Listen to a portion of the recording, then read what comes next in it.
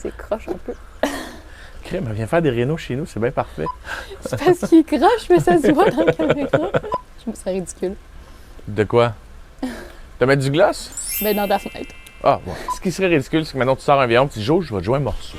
Là, je vais t'avouer, je serais pas tant à l'aise. T'as son petit foulard, tes cheveux, C'est correct? ton gloss est parfait. Allô tout le monde, cette semaine à Audrey dans l'entrée, je suis dans l'entrée de l'humoriste, acteur, auteur, réalisateur, chroniqueur, Jonathan Roberge, et on parle d'une passion que tu as, le voilier et la moto. C'est parti.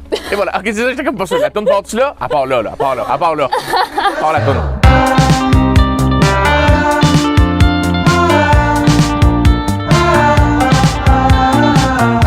Allô? Salut. Ça va bien? Toujours bien. Oui, dans les derniers mois, avec la pandémie, Ouais. on a eu beaucoup de temps. Énormément. Beaucoup de moments pour soi, de moments pour faire nos passe-temps. Toi, est-ce que tu considères que tu as eu assez de temps dans les derniers mois pour faire le voilier et la moto autant que tu le désirais? Ben non, parce que j'aurais aimé en faire beaucoup plus. Mm. J'ai fait énormément de moto cet été. J'ai fait un 5-6 000 km, même si je ne pouvais pas tant voyager à l'extérieur. J'aurais aimé ça. Je devais partir dans les montagnes aux États-Unis avec des amis et ça a été malheureusement annulé parce qu'il y a eu une pandémie mondiale. Ça, On appelle ça comme ça, oui. ça a un peu chié. Puis les finances en ont pris un coup parce qu'il y a eu une pandémie mondiale. Donc, je n'ai pas pu m'acheter le voilier que je voulais m'acheter. Alors, on en a fait avec le voilier du beau-père à ma copine. Fait que j'aurais aimé ça en faire beaucoup plus que ça parce qu'on suit des formations. Souvent, c'est tout nouveau pour moi, la passion de la voile. OK. Et pour Léa, c'est quelque chose qu'elle fait depuis qu'elle est petite. Donc, elle, c'est juste un autre été à en faire. Tu sais, bien, moi, je suis quelqu'un d'intense. Fait que quand je commence quelque chose, je vais en faire tous les jours. Donc, pour répondre à ta question, non, j'en ai pas fait assez. Mais ça te vient d'où cette passion, justement, de la voile et de la moto? La moto, c'est depuis que je suis petit. J'ai aucune idée pourquoi. La première fois que je suis embarqué sur une moto, j'étais en 2e année. J'habitais à la campagne. Et puis, la maison que mes parents venaient d'acheter, dans la grange, il y avait un vieux motocross. OK, mais c'est parce qu'en 2e année, tu as monté sur une moto. Moi, j'ai comme 29 ans, je n'ai jamais monté sur une moto de ma vie. Là. Ouais, c'est... mais tu peux avoir 48 ans et ne pas avoir l'insouciance que j'ai du danger. C'est pour ça que je pense que je me suis cassé tellement de trucs sur le corps en essayant des sports qui n'étaient pas faits pour moi. Comme quoi, mettons? Ah! La fois que je suis allé au Pérou et que je me suis cassé le cou en vélo de montagne, mettons. Mon épaule disloquée et mon coude cassé en essayant d'apprendre le snowboard passé 30 ans. Merci à Phil Roy qui m'a aidé et Guillaume Pinault, c'est eux qui m'ont appris à faire du snow. Et j'étais là tous les jours à la montagne parce que je voulais devenir bon. Mais là, t'es-tu bon, là? Ah ouais, là, je suis correct. Là, OK, je suis correct. OK, phew. Tout ça pour dire que chaque fois que je commence quelque chose, je sais que je me blesse. Donc, oui, je me suis blessé souvent en moto. Mais c'est parce que j'étais con, tu sais. J'étais au primaire, il y avait un motocross qui traînait, il y avait un 3 roues, puis... Tu sais, je suis d'une autre génération. À la campagne et la ville, c'est déjà... Il y a un gros gap. Ouais. Et j'ai 37, puis c'est con, mais moi, à 11 ans, mes parents, ils surveillaient pas tout ce que je faisais comme on fait avec nos kids aujourd'hui, là. Je disais, bye, je m'en vais jouer dehors. Ah, il y a un motocross. Tu regardes, il y en a dedans. Puis là, ton petit voisin Maxime de 12 ans qui dit, ah, ça, c'est la clutch, puis ça, c'est pour shifter. Puis tu fais, veux-tu me l'apprendre? Oui. Puis après 1 heure, tu sais comment faire du motocross. Tu roules vite dans un champ, puis une année, tu vas pas à la roche. Puis une année, tu tombes, puis tu reviens plein de sang à la maison, puis tu dis à ta mère, je me suis fait ça en motocross. Puis elle fait, maudit nono, là, va te laver, là. Ça finit là. T'as fini là. Puis là, ben, je suis tombé accro à la motocross en. Là, j'espère que les jeunes qui écoutent ça ne feront jamais ce que je faisais parce que c'était une autre époque. Les temps ont changé. Avec mon voisin Maxime, ce qu'on faisait, c'est qu'on se mettait en motocross ou en 4 roues ou en 3 roues sur le bord du chemin de fer. Et quand on voyait le train arriver, on coursait avec le train. Donc, il y avait comme une poussée d'adrénaline. Mais à côté, là, Oui, oui, à côté, pas devant. là, Non, c'est ça, sûr, là, non, je voulais pas mourir. Je voulais juste avoir du fun. du fun. Et puis, j'ai fait ça jusqu'à l'âge de 12, 13, 14 ans. Après ça, ça a été le petit scooter. Puis là, j'étais en ville pendant des années, donc ça me donnait rien d'avoir une moto parce que pour ceux qui connaissent ça, tu passes ton temps à clutcher quand tu es en ville. Il fait chaud assis sur une moto. Donc, j'avais une petite Vespa pendant des années, 3-4 ans. Puis après ça, quand je suis arrivé à Saint-Hilaire, je me suis acheté une moto. J'ai fait plein de motos. Puis une année, on m'a dit, ça te prend un permis pour ça. Fait que, T'es sérieux? fait que j'allais me chercher un permis, là. Après? Tu sais, je savais chauffer ça. Je pense, Je pensais que mon permis de conduire était correct. T'avais d'autres questions? C'est correct, j'ai une amie criminaliste, si jamais. Ouais, elle peut m'aider. Elle va Tu sais. t'aider. Mais t'as-tu fait bien de la vitesse? Je suis pas un gars de vitesse à mon âge. Je suis rendu peu heureux parce que je suis malchanceux. Donc, je sais que la journée que je vais aller vite, je vais me planter. Mais moi, quand je pense à voilier puis à moto, ça me fait penser à liberté. Hein? Oui. Et cheveux dans le vent. Ouais. Ben moi, je n'ai plus de cheveux, je dirais barbe dans le vent. Barbe dans le vent. Calvitie dans le vent. Est-ce que cette sensation de liberté, c'est quelque chose que tu recherches avec ces activités-là? Oui. Oui. Ma blonde, l'autre fois, elle a dit quelque chose que je trouvais super brillant. Je vais citer ma blonde. Elle disait qu'en moto, tu sais, il y a la liberté. T'as un vrai sentiment de liberté qui est difficile à expliquer. C'est cliché de le dire. Mais c'est ça. La moto, c'est la liberté et le voilier, c'est l'absence de temps. Parce que quand tu es sur l'eau, tu es tellement concentré, et c'est ça que j'ai aimé de cette passion-là, c'est que j'arrivais sur le bateau à 8 h le matin. On partait à 9 h, puis de manière tu regardes ta montre, puis il est 6 h 30 le soir, parce que tu as fait des manœuvres toute la journée. Ouais.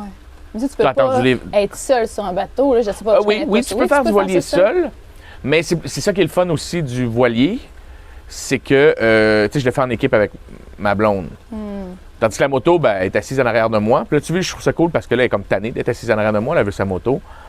Mais pas que je la veux pas sur ma moto. C'est juste, je trouve ça cool qu'elle ait développé cette passion-là, elle aussi. Ouais. Il y a la liberté. Puis il y a le sentiment de gamin un peu équipe, je te dirais. J'ai joué au hockey toute ma vie. Puis je me suis blessé il y a 2 ans. J'ai 2 hernies discales. Mes genoux sont finis. Depuis que j'ai l'âge de 5 ans, je goal. Fait que puis j'ai pris énormément de poids, fait que là, je me pitche partout. Puis comme si je n'avais pas pris ce 50 livres-là, ce qui est une erreur. Je l'ai pris. Je peux plus me lancer comme je veux. Puis là, je me suis popé 2 hernies discales dans le dos.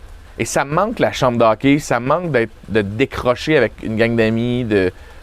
Puis je l'ai retrouvé en moto. Quand on est petit, puis là, tu pars avec tes amis, mettons, en vélo, tu sais. Puis là, t'es 400 amis, puis tu vas au parc. Puis là, ta mère t'a fait un pique-nique. Tu te rappelles, tu sais, c'est arrivé à tout le monde, ça. Ben, pas mal tout le monde. Ouais. Et là, tu tripes. Tu sais, c'est un peu... Moi, je suis de la génération qui a grandi, tu sais, à la Stranger Things. Pas qu'on a perdu un ami dans un univers parallèle, mais en BMX avec des walkie-talkies, tu sais. Ouais. Mais partir en moto avec 4-5 de tes amis pour 3-4 jours, c'est ça. OK. C'est retrouver le côté gamin, c'est s'amuser comme entre amis avec nos vélos, c'est... Fait que je pense que c'est pour ça que c'est devenu un cliché de dire que c'est la liberté que t'as pas en voiture. Ouais. Mais c'est un beau cliché. Dans les derniers mois, cette sensation de liberté, on a essayé de la retrouver. Là, si je te l'offrais et je te disais, tu peux faire ce que tu veux, tu peux aller où tu veux, en moto ou en voilier d'abord, qu'est-ce que tu ferais? Ce serait quoi ton trip, là? Ben, j'ai un projet avec ma famille depuis, je te dirais, ça fait 3-4 ans qu'on en parle. À mes 40 ans, ce qui veut dire dans 3 ans. L'objectif, c'est de partir faire le tour du monde pour 1 an, faire une sabbatique. J'en rêve depuis que je suis kid de, moi, quand je vais être grand, je vais prendre à un moment donné une sabbatique, puis je vais partir avec mes enfants puis ma femme faire le tour du monde. Donc, on avait statué, Léa et moi, que c'était à mes 40 ans, puis on pilait de l'argent pour ça. Et malheureusement, il y a eu une pandémie mondiale, pour ceux qui ne le savent pas. Fait que mon coussin de tour du monde, il a disparu. Donc là, on était comme très déçus depuis 2 mois. Et là est arrivée l'idée de faire, hey, au lieu de juste partir en pack-sac, si on vend la maison et on s'achète un voilier avec le profit de la maison, on peut le faire, notre trip, tu sais. Notre maison va flotter. Donc, si tu me donnes le choix dans 6 mois de partir, je sais déjà les trajets. Tu sais, nos cartes sont déjà faites. Ah ouais? On sait déjà qu'est-ce qu'on veut faire en voilier. On veut partir d'ici, on veut aller jusqu'au Groenland en voilier. Après le Groenland, on va aller en Islande. Après ça, aux îles Féroé. Après ça, au Shetland, en Écosse. Après ça, la Norvège. Descendre jusqu'au Portugal. Après ça, jusqu'en Afrique. Après ça, être sur la côte ouest africaine, partir et traverser jusque dans les Caraïbes. Descendre jusqu'au sud du Cap Horn, au Chili et l'Argentine. On veut remonter dans la Patagonie, remonter la côte.